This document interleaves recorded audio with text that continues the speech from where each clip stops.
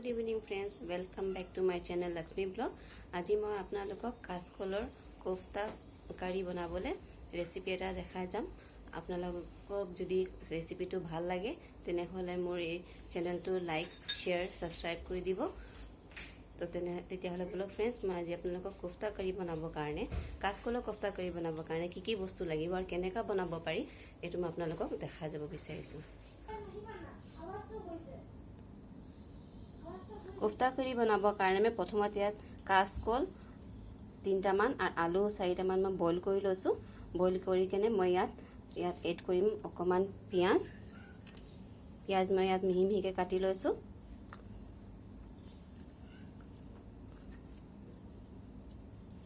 तार पिছত मैं इयात दिम धनिया पातखिनि मैं इयात काटि केने सৰু काटि केने थৈ लैसो।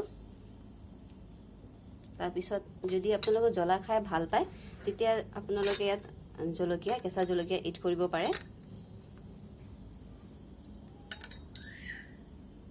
तार पिছত ए पिटिकाটো हानि এতিয়া আমি ইয়াক पिटिका हानि लम। काचकल আৰু এটো आलू আছে যে आलूखिनि काचकলৰ লগত पिटिका हानिम। ইয়াত মই অকমান নিমখ এড কৰি দিছো।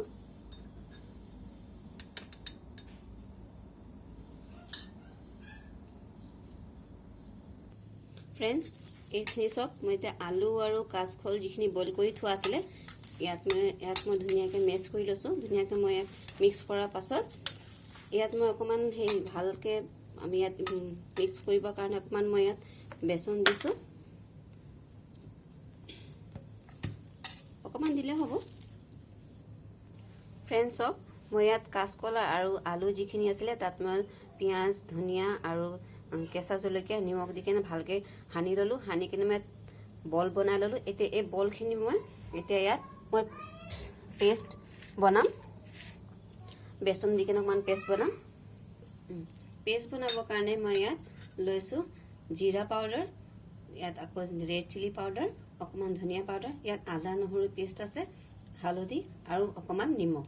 আৰু ইয়াত মই পেষ্টটো বনাবো कारणे यात মই এতিয়া অকমান বেসন লৈ লৈছো।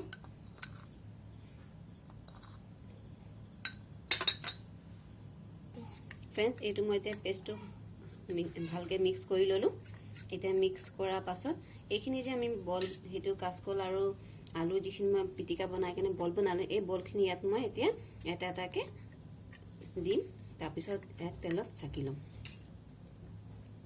এটো জাস্ট এনেকুৱা দেখিছে এনেকুৱা কৰি। फ्रेंड्स মই এতিয়া কেৰাহীত তেল দিছিলো। তেল গৰম হৈ গল। এতিয়া যিখিনি মই ইয়াত হেৰি কৰিছিলো पिटिका खिनि बल बना लैसलो।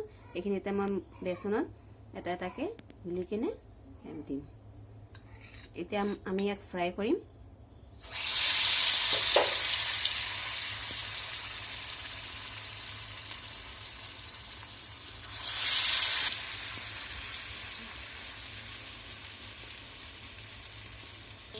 फ्रेंड्स एखिनि आमी फ्राई करिम अकमान देरिलके।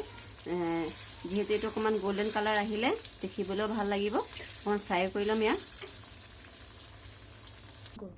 सो फ्रेंड्स এতিয়া সব মই বলখিনি ফ্ৰাই কৰি ধুনিয়াকে গোল্ডেন কালাৰ হৈ আহিলে এতিয়া মই এখিনি দি কিনে আপোনাক কাৰি বনাবলে দেখাই যাম। আপোনালোকে চাব।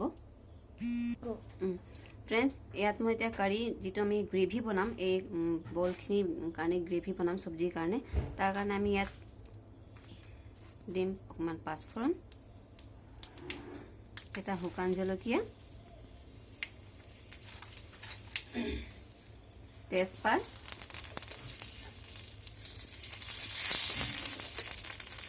তাৰপিছত মই ইয়াত কাটি থোৱা পিয়াজ থৈছিলো। পিয়াজ অকমান দিম। পিয়াজখিনি অকমান ফ্ৰাই হৈ লবি ৰঙাকে। फ्रेंड्स আপোনালোকে এইটো যিটো মই ৰেচিপি আজি দেখাই গৈছো ঠাণ্ডা দিনত বনাই খাই চাব। বহুত ভাল লাগে। মই বনাই খাইছো, মোক বহুত ভাল লাগিছে।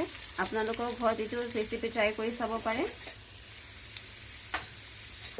কাৰি বনাবৰ কাৰণে ইয়াত পিয়াজ ধুনিয়াকে ৰঙা হৈ গৈছে।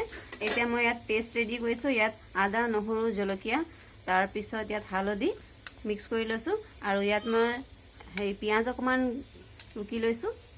এতিয়া মই এখিনি ইয়াত দিম আৰু 2 মিনিট মান ইয়াত ফ্ৰাই কৰিম। फ्रेंड्स मसलाखिनि अकमान फ्राई हो गए।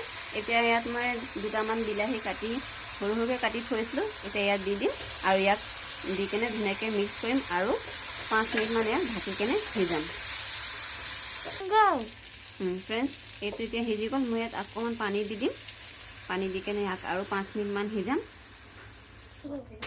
ফ্ৰেণ্ডছ চব গ্ৰেভি ধুনীয়াকৈ হৈ গ'ল বিলাহীখিনি সিজি গ'ল এতিয়া বিলাহীখিনি সিজি যোৱাৰ পাছত ইয়াত এইখিনি মই ফ্ৰাই কৰি থোৱা বলছখিনি ইয়াত দি দিম আৰু ইয়াক বেছি নহয় 2 মিনিটমান উতলাই দিম আৰু ইয়াক সজাবৰ কাৰণে ধুনীয়া দেখাবৰ কাৰণে মই ইয়াত ধনিয়া কাটি থৈছোঁ ধনিয়াখিনি ওপৰৰ পৰা দিম